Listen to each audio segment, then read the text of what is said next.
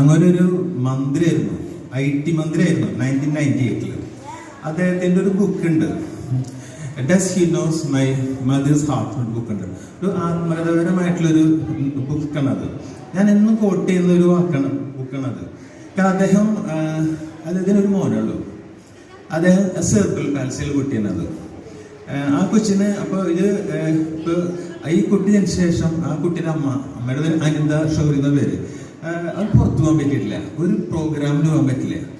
അപ്പോൾ പക്ഷെ അങ്ങനെ ആ കൊച്ചിൻ്റെ നടക്കിലും ഇരിക്കലും പഠിക്കലും അങ്ങനത്തെ കൊച്ചിനത് 50ാമത്തെ വയസ്സിൽ ആ സ്ത്രീക്ക് പാർക്കിൻസോൺസ് തോന്നുന്നു, അവർക്ക് അനങ്ങാൻ പറ്റുന്നില്ല.